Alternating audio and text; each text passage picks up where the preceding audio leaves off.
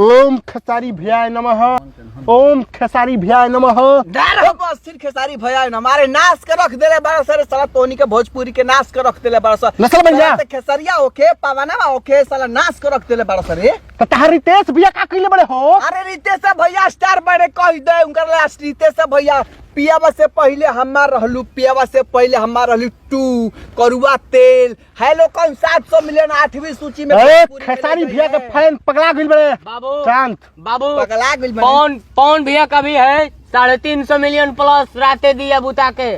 उसके बाद छलकता हमरो जवनिया चोलिए में अटकल परान ये सब कौन दे सकता है इतना अच्छा आवाज। खेसारी भैया हमारे हिट मशीन है।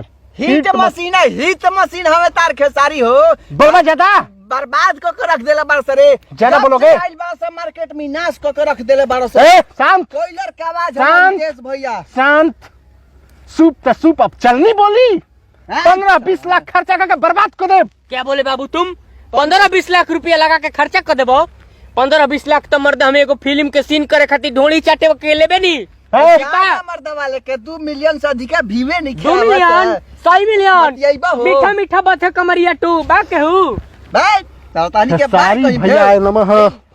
ओम खेसारी भैया नमः। खेसारी भैया नमः। ओम खेसारी भैया नमः। भैया के खेसारी भैया नमः। तोहनिए के जैसन आदमी के चलते साला मेरे के मन खेसारी रहल भैया बा। साला कौन बिया करें जो भाड़ा वाला के जमीन चढ़ा के स्टार हैं। दे दोनों पे मर जी गोली करिया चल जाता है गोली चल मार दे दोनों के बाई कुछ ना होई। खेसारी भैया जो है मेरे वो जमीन का स्टार है। जमीन के के पवनवा का उमंगल ग्रह के हो यही जमीनिया के माटी है तेरी कइले बा ठीक बा। पूरी इंडस्ट्री मेरे खेसारी भैया की है। खेसारी भैया पवन भैया के पापा कहे कि पिता तुल्य है मेरे आप क्या बतियाएंगे पवन वहां पर सुन है ने बोलिए। साला तोहनिए लेखा अन भक्त खाती साला बर्बाद कइले बरस एहनी के मन पवन भैया के साला बा केहू रे उनका केहू बोली भोजपुरी के शहंशाह गई जमाना तारा पावर स्टार का ही हिट मशीन के अब स्टार बने तो घंटी बाबा बने हमारे रितेश भैया रितेश भैया सारा रितेश भैया के हम का कहीं एगो बाउर गाना भोजपुरी के तो नसीब भी है साला की तेल में होकता रात हइका कहता रे कहेला से पहले कहेला कि मार एक चटी रितेश भैया के संग हथिया लाइन मारता साला समाज में गलत मैसेज फैला रहा है। हिट मशीन आपको आता नहीं अब ढेर होता कहता कि रितेश अब बाउर हो जाए खेसारी भैया को लोग समझ होता है खेसारिया का करी रे